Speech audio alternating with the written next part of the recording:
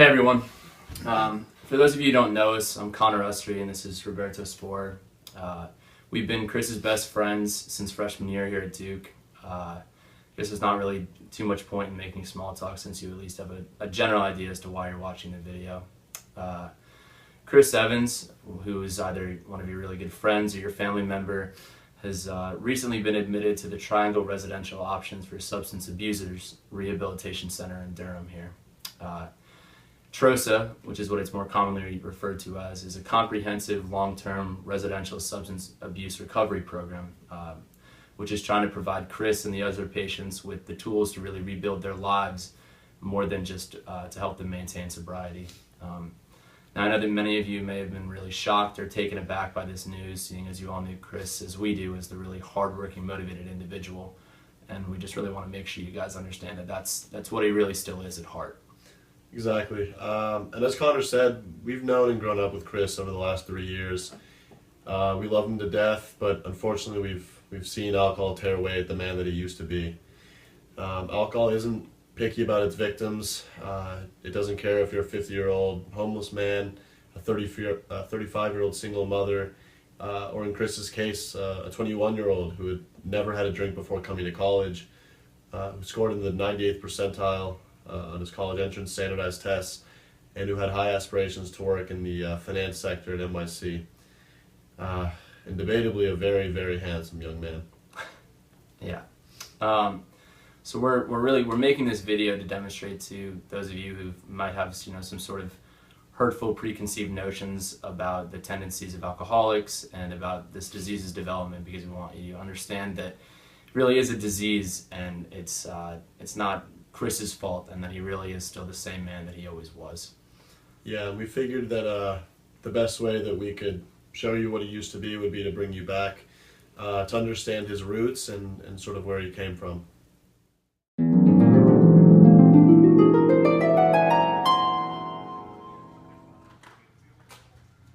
Kid, give me another beer. Hey kid! Hey kid! Give me another beer!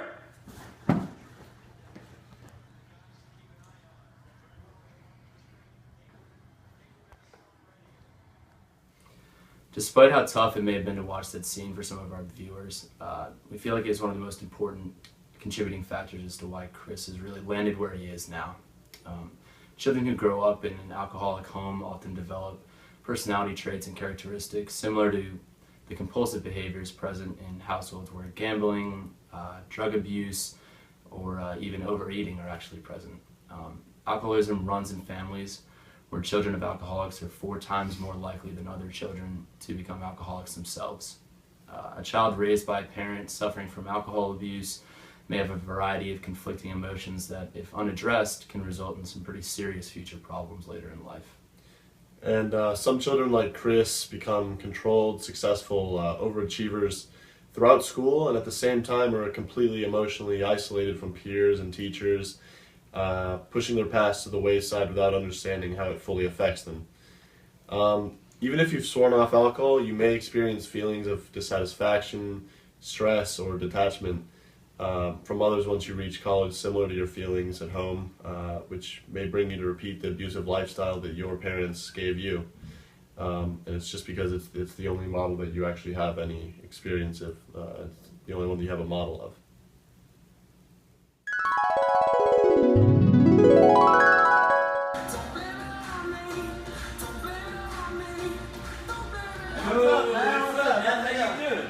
Take a beer, bro. Nah, I'm good, man. I don't really drink. Come on, man. No, really. It's okay. I don't want to drink. Hey, come on. Hey, let me take you over here, man. Come on. Can you drink?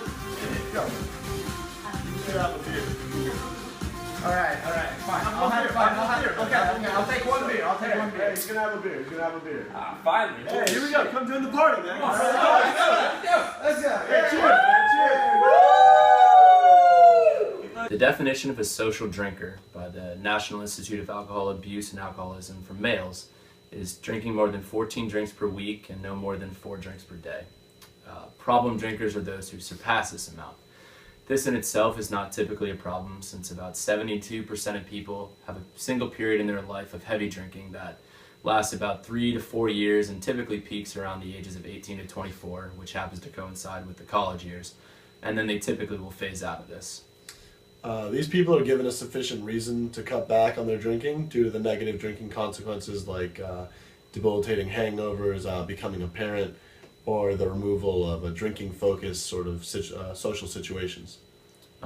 Unfortunately, a hypothesis that we've come up with is that a lot of young people like Chris in college have really mastered the high stress of the high school application process and the competitive college environment, but really never really learned how to relax. They never learned how to fill the unstructured leisure time of the university life, and binge drinking was presented as a really quick outlet to do so.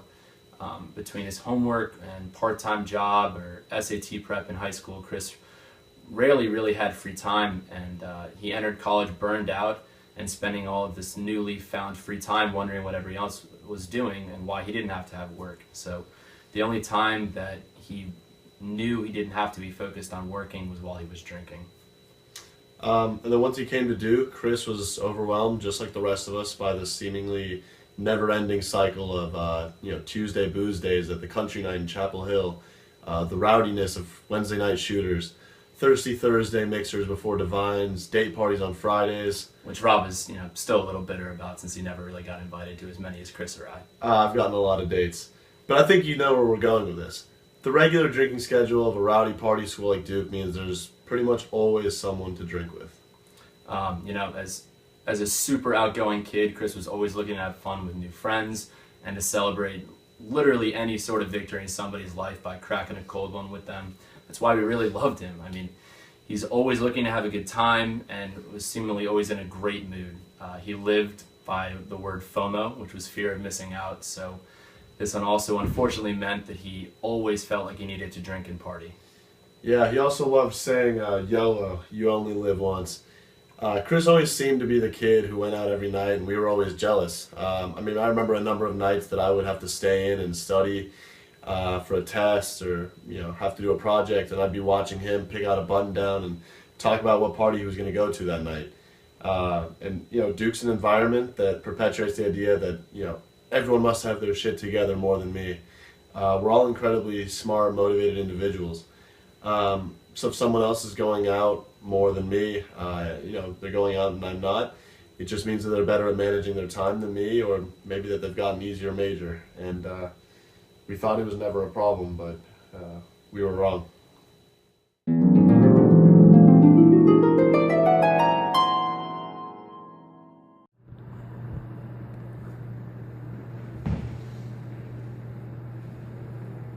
Hey, what's up, man? Hey, how's it going? What are you up to? Just playing some pool, having a few beers, chilling. Nice. How long you been here? Just a couple, maybe 5 minutes, just hanging out. Gotcha. Dude, you've come to drink a lot lately. No, it's fine, man. I'm just having a couple beers, just hanging out. Yeah? Yeah. Gotcha. It's just like there's no one else here. I don't know. I'm just playing some pool, having a beer, Yeah. relaxing a little bit. Yeah, dude, listen, it's actually something me and Connor have been meaning to talk to you about. We've been kind of worried about your drinking lately. I don't know. I don't know what you're talking about, man. Dude, maybe you can just try to stop me for a little while, just calm down a little bit. Like, you've been going out a lot. Maybe just don't drink for a few days or. I can stop, it's not a problem. I just enjoy a couple of beers. Alright, well, just think about it, alright? Alright. Alright, let's play some pool, huh? Yeah. Who's shot? You got it, Chief.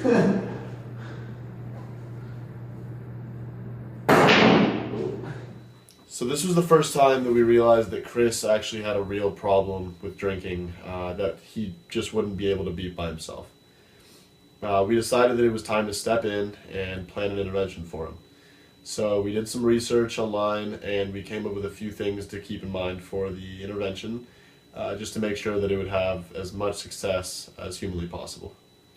Yeah, so after some of our research, one of the main things that we found was that it's super important to stress, love and concern instead of pointing out negative facts about the person's drinkings, and we don't want to make him feel guilty is the main thing. We want him to feel comfortable with us, to make sure that he knew that we were really doing this because we loved him. Absolutely. And that we cared about him. It was more than just telling him like no drinking. We also read that we should have clear guidelines for the intervention. So we decided on a couple things. One, that we would have it go for between 60 and 90 minutes. That's what we saw online as some of the recommended time frames. That the people speaking should be well rehearsed and actually educated on the facts of alcoholism, and that we would have it somewhere neutral. So basically somewhere where he hasn't drank before, and something that wouldn't bring up any triggers of his disease or anything emotional that he may have experienced there. We can't do this anymore. Your drinking is too much. No, it's not. It's fine. I don't drink that much. It's completely under control. It's definitely getting dangerous. I can't be a part of this. No, you can't leave me. What? You can't go?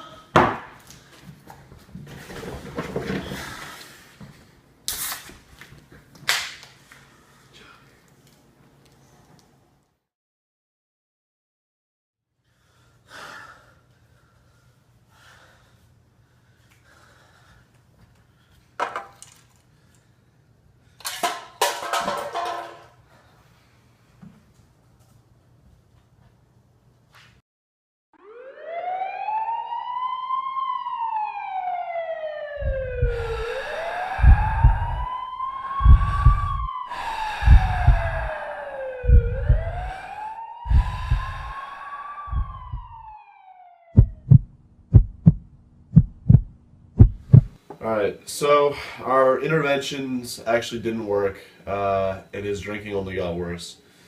He always seemed to acknowledge that he was drinking more than others, but it's just so hard to truly get through to someone until they admit that they actually need help. So, he was referencing movies that idealize college as this safe haven for binge drinking fanatics, like Animal House, American Pie, Van Wilder. And he was always just using it as a, it's just college sort of excuse. Yes. Chris could really be considered, a high-functioning alcoholic, and he tended to humble his addiction by falsely labeling it as, maybe it's a small problem, or it's heavy drinking. That's what we do in college, because him and people who are high-functioning alcoholics don't believe that they fit in any sort of, stereotypical alcoholic role. But the issue is the fact that there is no typical stereotypical alcoholic.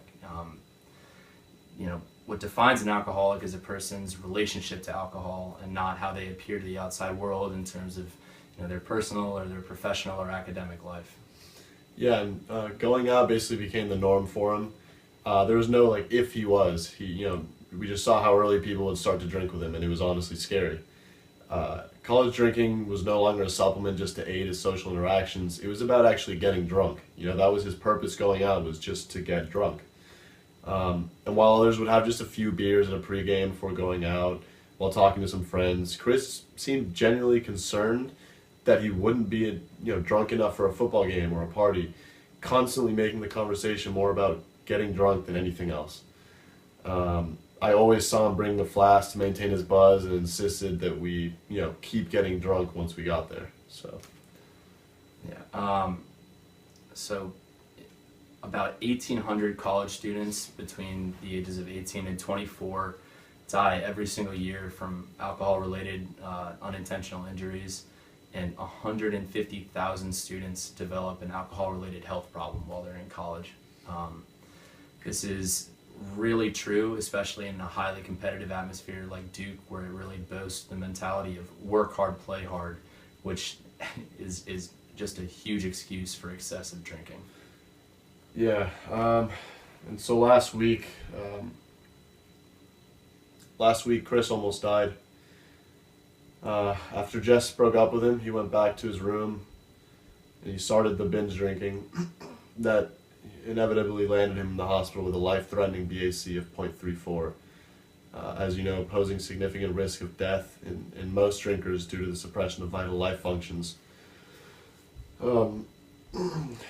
He was in and out of a coma for a week. When he was finally released from the hospital, I guess he realized he'd finally hit rock bottom and needed serious help.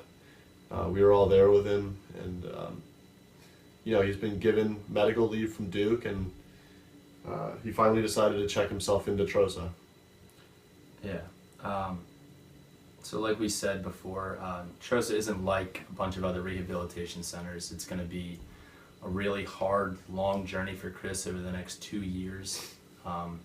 TROSA's model is going to hopefully help change Chris's entire attitude by helping, making sure that he's demanded from more in terms of, his responsibility, and he's going to be held accountable for things that, at school, we have schoolwork, and we have things that they don't really have real guidelines or structure to make sure that everybody's having done. It's going to be a responsibility that he hasn't had up until this point. Change isn't easy, and it's going to be even harder for him knowing that there are going to be physical impulses drawing him back to the addiction. But alcohol really is a terrible disease, and he's fighting to take back control of his life. Chris wanted us to inform you guys about his circumstances, just to make sure that you aren't judging him without any sort of misinformation, and we hope that you'll keep him in your thoughts and prayers. Thanks a lot. Thank you.